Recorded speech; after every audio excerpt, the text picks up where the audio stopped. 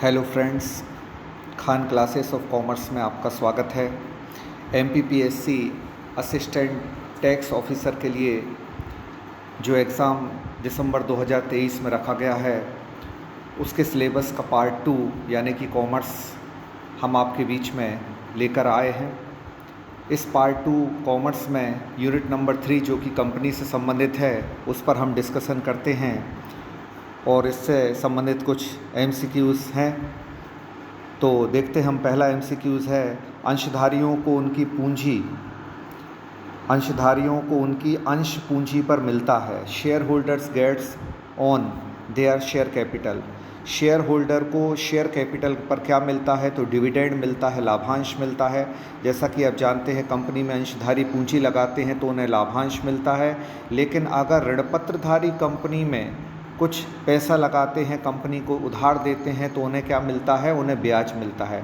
तो याद रखिए, शेयर कैपिटल पर डिविडेंड मिलता है, जबकि डिवेंचर होल्डर को डिवेंचर्स पर क्या मिलता है? इंटरेस्ट मिलता है, जो कि 6 मंथली होता है।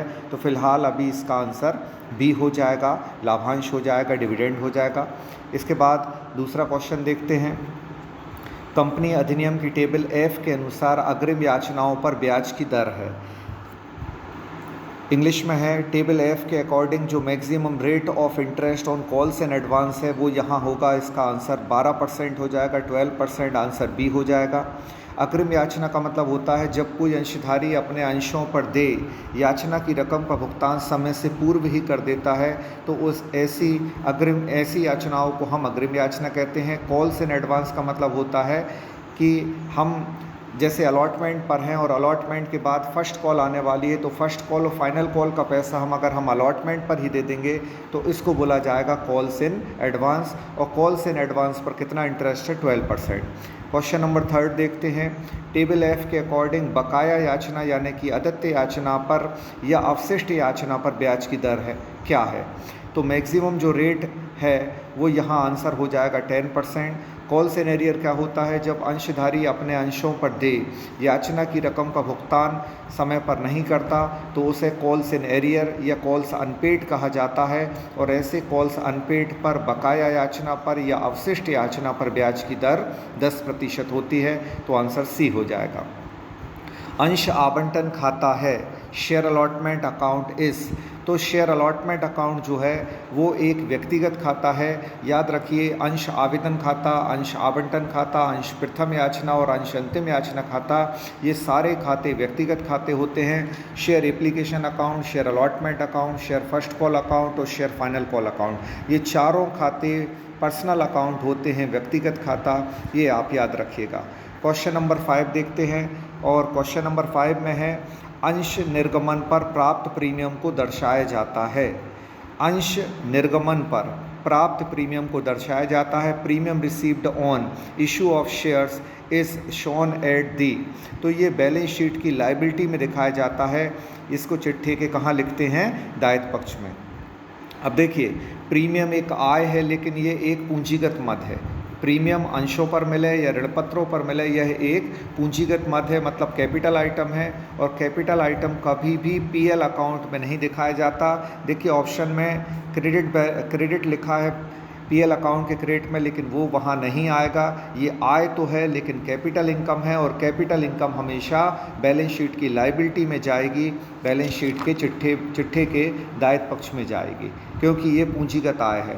अगर ये आयगत होती, रेवेन्यू आइटम होता, तो ये डेफिनेटली पीएल अकाउंट के क्रेडिट में जाता। तो इस बात का ख्याल रखिएगा कि जो आइटम है वो कैपिटल आइटम है कि रेवेन्यू आइटम है। कैपिटल आइटम मतलब जो दीर्घकालीन मद है उसको हम कैपिटल आइटम कहते हैं, और जो लॉन्ग टर्म के लिए होती है। और आयगत मद वो होती है, रेवेन्यू आइटम, जो 1 साल के अंतर्गत होती है और बार बार होती है। अब पूंजीगत मद को पहचानने का ये तरीका है कि पूंजीगत मद जो होती है वो एक बार होती है और उसका फ़ायदा कई बार मिलता है। तो चलिए अगले क्वेश्चन की तरफ चलते हैं। क्वेश्चन नंबर 6 है, स्वेट इक्विटी शेयर पर जो बट्टा दिया जाता है उसको कहाँ लिखा जाता है? पहले समझ लें स्वेट इक्विटी शेयर क्या होता है।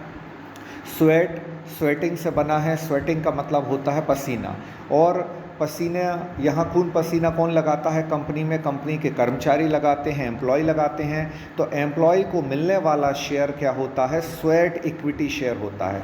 याद रखिएगा, स्वेट इक्विटी शेयर, ये क्वेश्चन आ सकता है। स्वेट इक्विटी शेयर किसको जारी किए जाते हैं, किसको इशू किए जाते हैं? तो ये इशू किए जाते हैं कर्मचारी को। और maximum rate of sweat equity share क्या होता है?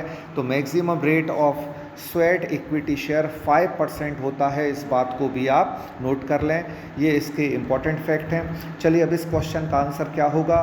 तो ये बट्टे पर जब निर्गमित किया जाता है, डिस्काउंट पर निर्गमित किया जाता है, तो ये बट्टा लिखा जाता है संपत्ति पक्ष में। ये भी एक पूंजीगत मद है, जैसे कि प्रीमियम भी एक पूंजीगत मद थी, आय की मद थी, इसलिए वो दायित्व पक्ष में गई। और ये बट्टा है, बट्टे का संबंध डेबिट से है और समस्त संपत्तियां जो हैं वो डेबिट होती हैं। याद रखिएगा, इसको लाभानी खाते के डेबिट में नहीं लिखेंगे, क्योंकि ये बट्टा व्यापार का सामान्य बट्टा नहीं है, क्रय पर बट्टा नहीं है, विक्रय पर बट्टा नहीं है, बल्कि ये बट्टा स्वेट इक्विटी शेयर पर है। यह एक पूंजीगत मद है, इसलिए इसका लेखा चिट्ठी के संपत्ति पक्ष में, मतलब असेट साइड में होगा। कहाँ? बैलेंस शीट में। चलिए अगला क्वेश्चन देखते हैं। अगला क्वेश्चन है 7वां क्वेश्चन, अग्रिम याचना खाते को दर्शाया जाता है। अग्रिम याचना खाता कॉल्स इन एडवांस अकाउंट कहाँ आता है? तो कॉल्स इन एडवांस अकाउंट जो आता है वो चिट्ठी के दायित्व पक्ष में आता है, क्योंकि जब आप किसी से कुछ एडवांस ले लेते हैं तो उसका काम करना आपका दायित्व बन जाता है, आप लाइबल हो जाते हैं उस काम को करने के लिए। तो याद रखिए, एडवांस कोई भी इनकम हो उसे हम कहाँ लिखते हैं? लाइबिलिटी में लिखते हैं। तो इसका आंसर क्या हो जाएगा? ए हो जाएगा, लाइबिलिटी साइड। इसके बाद देखिए अगला क्वेश्चन, क्वेश्चन नंबर 8 देखिए, अंशों के निर्गमन के बाद अंश हरण खाते का शेष हस्तांतरित किया जाता है। आपने देखा है कि जब कोई व्यक्ति, अंशों का हरण कब होता है? तो अंशों का हरण होता है जब जब अंशधारी अपने अंशों पर देय याचना की रकम का भुगतान समय पर नहीं करता, तो कंपनी 14 दिन का नोटिस देकर उसके अंशों का क्या कर लेती है? हरण कर लेती है, उसके शेयर को फोरफीट कर लेती है, क्योंकि उसके शेयर पर कॉल्स अनपेड है। तो कॉल्स अनपेड होने पर शेयर फोरफीट किया जाता है। इतना क्लियर हुआ होगा आपको। अब इस क्वेश्चन का आंसर जो हो जाएगा वो है पूंजी संचय खाता, यानी कि capital reserve account. A option हो जाएगा। शेयर फोरफीचर अकाउंट का जो बैलेंस होता है वो ट्रांसफ़र होता है वो होता है कैपिटल रिजर्व अकाउंट में। अंशहरण खाते का शेष पूंजी संचय खाते में स्थानांतरित किया जाता है। क्वेश्चन नंबर 9 देखें, अंशों के पुनर्निर्गमन पर अधिकतम कटौती दी जा सकती है। जब शेयर्स क्या होते हैं? फोरफीट हो जाते हैं। अब फोरफीट होने के बाद कंपनी उनको अपने पास नहीं रखती, बल्कि उनको दोबारा रीइशू करती है। और जब उनको रीइशू करती है, पुनर्निर्गमित करती है, तो पुनर्निर्गमन पर कितना बट्टा, कटौती या डिस्काउंट दिया जाता है? तो ना 5% होगा, ना 10% होगा। इसका आंसर होगा सी। अंशों के हरण पर मिलने वाली राशि को बट्टे के तौर पर उपयोग किया जा सकता है, और जितना हरण खाते में राशि है, जितना फोरफीटेड अकाउंट में बैलेंस है, उतना मैक्सिमम डिस्काउंट री इशू पर दिया जा सकता है, पुनर्निर्गमन पर बट्टा दिया जा सकता है। तो इस 9वें क्वेश्चन का आंसर हो जाएगा सी। क्वेश्चन नंबर 10वां देखिए, न्यून अभिदान की दशा में आवेदित अंशों की संख्या होती है। In case of under subscription the number of applied shares is. तो इसका आंसर हो जाएगा